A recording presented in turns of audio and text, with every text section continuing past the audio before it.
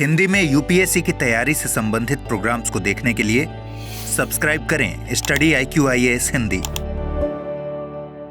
तो दोस्तों, अगर मैं आपसे यह कहूं कि आजादी से पहले जो पूरा मिडिल ईस्ट है, ये फारस की खाड़ी वाला क्षेत्र है, ये भारत का हिस्सा था, या मैं ये कहूं कि जो अखंड भारत था वो फारस की खाड़ी तक फैला हुआ था, तो आप में से बहुत सारे लोग आश्चर्य करेंगे।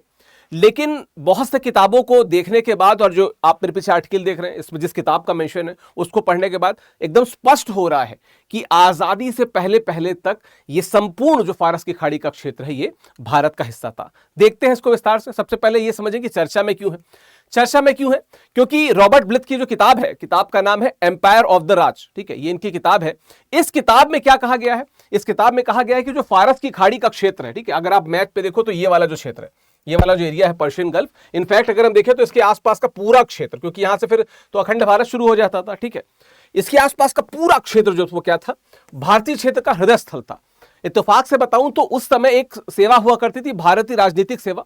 वहां के लोग जो भारत द्वारा शासित होते थे, मतलब ब्रिटेन द्वारा नहीं, हाँ, भारत ब्रिटेन की कॉलोनी थी, लेकिन वो लोग भारत द्वारा शासित होते थे, और वो वहां का मतलब फारस की खाड़ी के आसपास के क्षेत्र का, ओमान की बात कर लीजिए, यूएई की जो मॉडर्न डे है, वहां पे प्रशासन संभालते थे। ये बाकायदा मैं आपको पॉइंट दर पॉइंट समझाऊंगा भी, डिटेल में बताऊंगा भी ये कैसे था।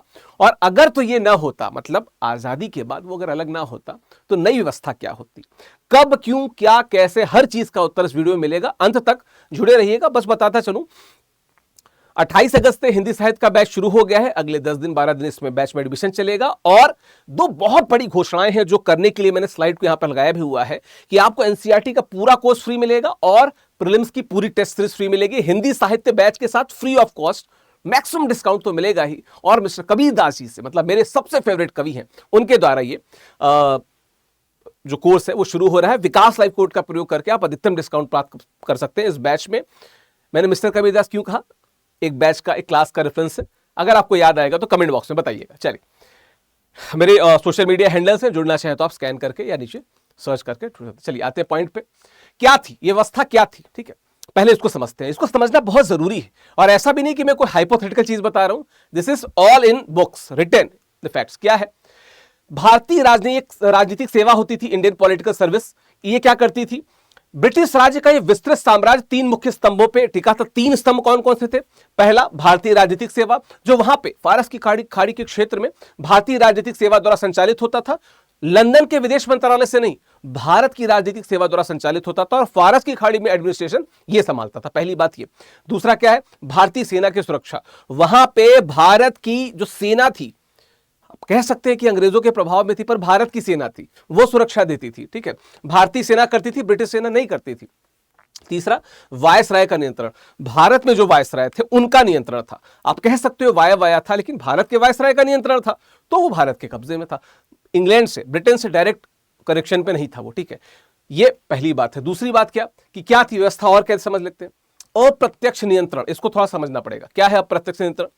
ब्रिटिश ने इन क्षेत्रों पर सीधा कब्जा नहीं किया, बल्कि संरक्षण प्रणाली, सिस्टम ऑफ प्रोटेक्शन का इस्तेमाल किया। अगर आप भारत में इतिहास को जानते हो, अगर आप जानते होगे कि कैसे धीमे धीमे ब्रिटिशर्स ने भारत के राजाओं को अपने कब्जे में किया, है ना, बहुत सारी है, चाहे वो डॉक्ट्रिन ऑफ लैप्स करें, बहुत सारी है, मतलब जहां पे वो अपनी सेना भी दे देते थे और फिर धीमे धीमे आपकी सेना को कमजोर करके आपको हड़प भी लेते थे। तो there are so many schemes by Britishers जिससे उन्होंने भारत की राजाओं को और उनके क्षेत्रों को हड़पा। कमेंट बॉक्स में बताते जाइएगा वो कौन से थे। तो संरक्षण प्रणाली के द्वारा इसका क्या करते थे? वो संधियों के माध्यम से नियंत्रण करते थे। वहां के जो स्थानीय राजा वगैरह थे, स्थानीय शासकों के साथ उन्होंने ब्रिटिश संरक्षण में रखने की बात की, जो वो मान लेते थे। ब्रिटेन तो बड़ा पावर था, बिल्कुल वैसे भारत में जैसा था, बिल्कुल वैसे ही करते थे। और क्या करते थे? 1989 के व्याख्या अधिनियम के तहत ये क्षेत्र कानूनी रूप से भारत का हिस्सा थे, ठीक है। जो मैंने बताया ना कि अप्रत्यक्ष नियंत्रण जो है, ब्रिटेन का अप्रत्यक्ष नियंत्रण था, लेकिन भारत के द्वारा था, तो कानूनी रूप से जो लिखा हुआ था उसमें भारत का क्षेत्र था। ये रियासतों में शामिल क्या? भारतीय रियासतों की आधिकारिक सूची वर्णक्रम के अनुसार अबू धाबी से शुरू होती थी। कहां से शुरू होती थी? अबू धाबी से। सोच, वो जो आज बड़ा क्षेत्र बन रहा है, विकास का, पूरे विश्व को अट्रैक्ट कर रहा है, वो एक समय भारत का पार्ट था, ठीक। अखंड भारत का कहना एक बात हो। क्यों किया गया विस्तार, ये थोड़ा जानना जरूरी है। रणनीति कारण क्या है? जो वो पूरा एरिया है ना, हॉर्न ऑफ अफ्रीका से लेके ये पूरा मिडिल ईस्ट का जो फारस की खाड़ी और वो जो गल्फ ऑफ ओमान, वो पूरा एरिया जो है ना, आप सबको पता है कि शुरुआत में, पोस्ट सेकेंड वर्ल्ड वॉर की बात नहीं कर रहा हूं, उसके पहले की बात बताऊं तो बड़ा खतरा रहता था। कोई भी वेसल्स आते थे बहुत लूट लिया जाता था। तो पहली बात क्या थी, समुद्री डकैती से सुरक्षा। 1797 से 1819 के बीच जो अरब समुद्री लुटेरे थे वो फारस की खाड़ी में ब्रिटिश जहाजरानी के लिए गंभीर खतरा थे, और समुद्री डाकू तट जो था इनका मेन अड्डा था जहां लूटा करते थे, जो कहां पे था, आज के यूएई के जो तटीय क्षेत्र है, जो यूनाइटेड अरब एमिरेट्स है, उसका जो तटीय क्षेत्र है, वहां पे रहते थे, बहुत लूटते थे। दूसरा क्या था, फ्रांसीसी खतरे का मुकाबला। यार फ्रांस की क्रांति हो चुकी थी, फ्रांस लगातार एक्सपेंशन कर रहा था, क्षेत्र के शाह के साथ वो और मजबूत कनेक्शन करना चाह रहा था। ब्रिटेन यहां पे कमजोर नहीं होना चाह रहा था, इस कारण भी ब्रिटेन ने वहां पे अपना प्रशासन को मजबूत किया। तो मिस्र अभियान और 1807 में फारस के शाह के साथ राजनीतिक गठबंधन ने ब्रिटेन को चिंतित कर दिया था, फ्रांस जो कर रहा था उसके अगेंस्ट में। तीसरा कारण क्या था, रूसी महत्वाकांक्षा है। हम सबको पता है कि किस प्रकार से रूस एक्सपैंड करने की कोशिश कर रहा था, और इस कारण रूस भी एक बड़ी साम्राज्यवादी शक्ति था उस समय। तो 1860 के दशक में रूस मध्य एशिया में अपना प्रभाव बढ़ा रहा था, और दक्षिणी फारसी तट पे गर्म पानी के बंदरगाह की तलाश में था, क्योंकि वहां पे कितनी ठंड पड़ती है हम सबको पता है, रशिया फेमस भी इस कारण है। तो गर्म पानी के, और एक महान खेल ग्रेट गेम का हिस्सा था, यानी कि ब्रिटेन रूस के बीच जो प्रभाव की होड़ थी। और एक समय तो ये त्रिकोणी हो गया था जब फ्रांस भी नेपोलियन के बाद मजबूत होता जा रहा था, है ना। फिर बाद में चतुष्कोणीय हुआ, फिर तो सेकेंड वर्ल्ड वॉर के और पटाक्षेप हुआ, दो ध्रुवी रह गए, है ना। बात करें कि क्यों किया गया ये विस्तार क्यों किया, इसमें बात कर लेते हैं। आर्थिक कारण क्या थे, हमने भी राजनयिक कारण देखे। सुएज नहर का महत्व, अभी भी सुएज नहर की जो इंपॉर्टेंस है, जिसको वरदान कहा जाता है, मिस्र का वरदान कहा जाता है, ऐसे नहीं कहा जाता। ब्रिटिशर्स को पता था हर वो जगह जो इस समय बड़ी फ्रूटफुल है, हर जगह जा जाके उन्होंने लूटा है, तो निश्चित तौर पे इसका इंपॉर्टेंस तो था ही। सुएज नहर के खुलने से ब्रिटेन और भारत के बीच जहाजरानी का समय काफी कम हो गया था। इससे फारस की खाड़ी का जो रणनीतिक महत्व था वो और भी बढ़ गया था। भाई उनको अपना करना है, वो कहां से वो साउथ अफ्रीका के नीचे से घुमा के तो लाएंगे नहीं, है ना। तो उन्होंने कहा यहीं से कर लेते हैं, है ना, सीधे सीधे। दूसरा क्या था, व्यापारिक संपर्क। भारतीय उपमहाद्वीप और खाड़ी के क्षेत्र के बीच सदियों से व्यापारिक और प्रोफेशनल संबंध थे। आपने ऋग्वेद में पढ़ा होगा, दिलबुन की बात सुनी होगी, बहरीन की बात सुनी होगी, है ना, जो ग्रीस वाला एरिया था उसकी बात सुनी होगी। तो ये सारी चीजें, यमन के बारे में सुना होगा, वो सारा कनेक्शन था। उसी कनेक्शन को उन्होंने क्या किया, ब्रिटिशर्स ने इस प्राकृतिक संपर्क का फायदा उठाया, निश्चित तौर पे चाह रहे थे वो, है ना। बात करें इसके बाद की, तो कैसे संचालित होती थी व्यवस्था, इसको भी देख लेते हैं। प्रशासनिक संरचना क्या थी इसको देख लेते हैं। तो पहली है बुशायर रेसिडेंसी, 1763। क्या होता था, सबसे पहले 1763 में फारस के बुशायर में अपना रेसिडेंसी स्थापित किया। यह पूरे खाड़ी क्षेत्र के लिए एक प्रशासनिक केंद्र था। अंग्रेज आर्मी की अगर बात की जाए तो बहुत मजबूत थे, नेवल रूप से भी, और जो इन्फेंट्री, लाइट इन्फेंट्री उनकी रहती थी वो शानदार थी। इस कारण वो, और उनके जो प्लानिंग होती थी, इसी कारण आप देखिए कि फ्रेंच आए भारत में, डच आए, है ना, पोर्टुगीज आए, सबसे मजबूत कौन थे, अंग्रेज थे, इसी कारण थे। तो वहां पे उन्होंने फिर बंबई प्रेसिडेंसी का नियंत्रण, इस पे फिर आए किसका, बंबई प्रेसिडेंसी का नियंत्रण। 1858 तक खाड़ी क्षेत्र की गतिविधि बंबई प्रेसिडेंसी के तहत संचालित होती थी। इसके बाद भारत सरकार का, मतलब वही वायसराय साहब जो थे, उनका नियंत्रण हो गया। त्रिकोणीय सहयोग क्या था, इस व्यवस्था में 3 स्तरों पर सहयोग होता था। एक तो लंदन था, है ना, जो यहाँ पे नीति निर्माण होता था, भाई ब्रेन तो वही था। दूसरा क्या था, भारतीय उपमहाद्वीप, जो भारत सब कॉन्टिनेंट ऑफ इंडिया, यहाँ पे प्रशासनिक नियंत्रण होता था। और तीसरा क्या था, वो खाड़ी क्षेत्र जहां पे स्थानीय लेवल पे कार्यान्वयन होता था। लेकिन कौन करता था, वो सरकार जो भारत में थी, हाँ, नियंत्रण ब्रिटेन से था वो अखंड भारत का हिस्सा, है ना। बात करें उसके बाद की, तो क्या है, नक्शे से गायब क्यों हो गया, ये एक, इस पे मैंने एक कमेंट भी नीचे जोड़ा हुआ है, उसको जरूर पढ़िएगा, बड़ा इंपॉर्टेंट है, बड़ा इंटरेस्टिंग है।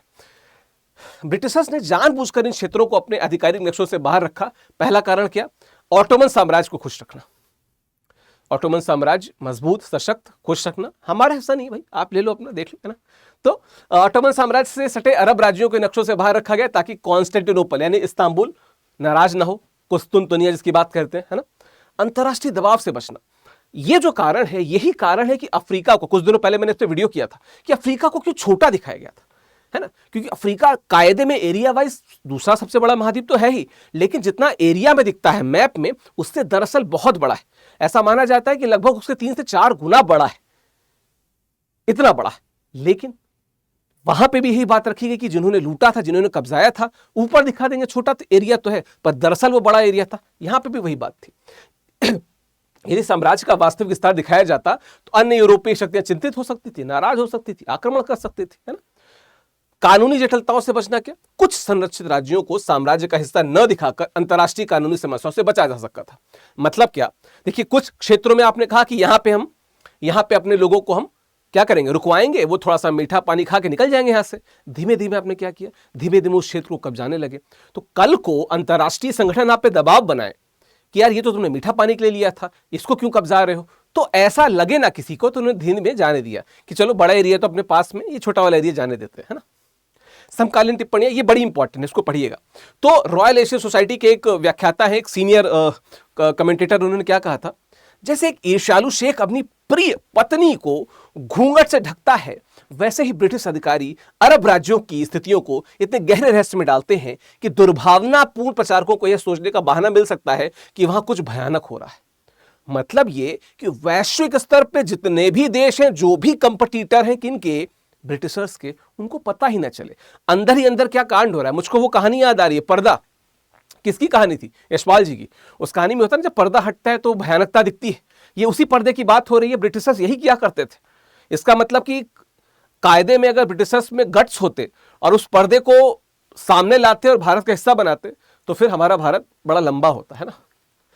बट क्या होता पाकिस्तान में, पर फिर भी 1947 की महत्वपूर्ण घटना क्या थी, इसको जानना बहुत जरूरी है। प्रशासनिक हस्तांतरण क्या, मार्च 1947, ठीक है, मार्च 1947। जब मैं इसकी बात कर रहा हूं तो मुझे कमेंट में बताते जाइए कि माउंट बेटन प्लान क्या था और माउंट बेटन प्लान कब से प्रभावी हुआ, कमेंट बॉक्स में बताइएगा, ठीक है। फारस की खाड़ी के सभी क्षेत्र भारतीय राजनीतिक सेवा द्वारा प्रशासित होते थे। भारतीय स्वतंत्रता के दौरान एक महत्वपूर्ण निर्णय लिया गया। क्या लिया गया, बात कर लेते हैं। क्या 1 अप्रैल 1947 का ऐतिहासिक दिन, फारस की खाड़ी रेजिडेंसी को भारत से अलग कर दिया गया। यह एक प्रशासनिक हस्तांतरण था। जो फारस की खाड़ी थी उसके भारत के प्रशासनिक कब्जे से अलग कर दिया गया। सोच लो 1947 तक, दिखा रहा, 1947 तक वो भारत का हिस्सा था, लेकिन फिर उसे अलग कर दिया गया। भारतीय राजनीतिक सेवा का अंत हो गया, खाड़ी क्षेत्र से भारतीय अधिकारी हटा लिए गए। यही तरीका था। दूसरा क्या था, भारतीय सेना को बुला लिया गया, वही वहां पे थी, लंदन की सेना तो थी नहीं। तीसरा क्या था, ब्रिटिश नियंत्रण, लंदन के विदेश मंत्रालय ने सीधा नियंत्रण संभाल लिया। उन्होंने कहा कि क्या है, अब हम सीधा इस पे कंट्रोल करेंगे, भारत का कुछ नहीं है, तुम अपना इंडिया पाकिस्तान बांग्लादेश में समझो, इत्तेफाक से इंडिया पाकिस्तान में ही समझो, बांग्लादेश तो बाद में भारत ने अलग कराया था, है ना। हस्तांतरण के कारण क्या थे, जो खाड़ी के निवासी विलियम हे का कथन क्या है कि जब ब्रिटिशर्स ने भारत में सत्ता हस्तांतरित करने का फैसला लिया तो स्पष्ट रूप से खाड़ी अरबों से निपटने की जिम्मेदारी भारतीय या पाकिस्तानियों को सौंपना अनुचित होता। मतलब कायदे में ऐसा तो नहीं कि वहां पे खाड़ी में इनकी सत्ता थी, सेना थी, सेवा थी, तो सब अचंगा चल रहा था, नहीं, वहां पे विरोध भी हो रहा था। तो इन्हें लगा, अच्छा, जिस समय इन्होंने भारत को छोड़ा तो बहुत ही जिस तरह के आइडियल तरीके से, ईमानदार तरीके से ऐसे छोड़ा कि हम तो बहुत क्लास के सबसे सीधे लड़के हैं, नहीं।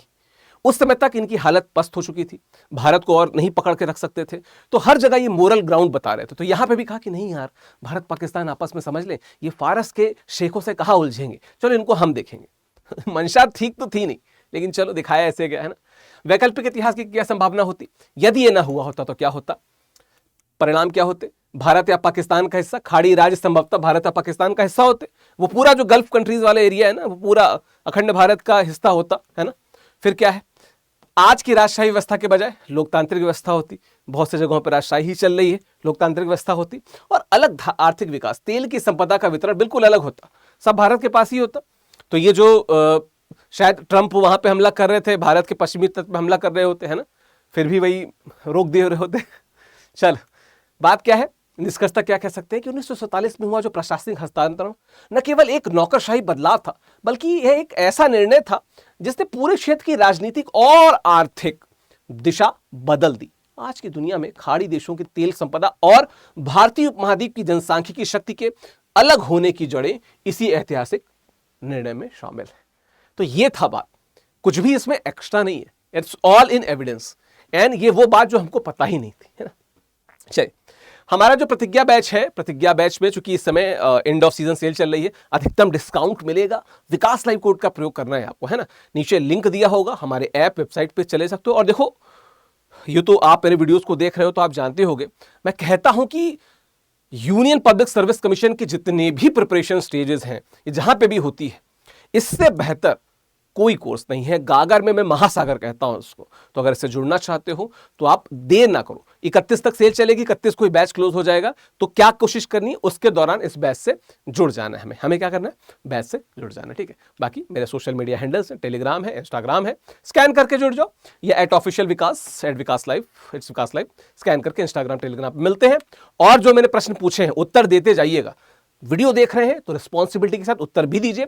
यूपीएससी के नजरिए से बड़ा इंपॉर्टेंट टॉपिक है। आप मुझे बताइएगा कि यह जानकारी पता चल के आपको कैसा लगा। Thank you.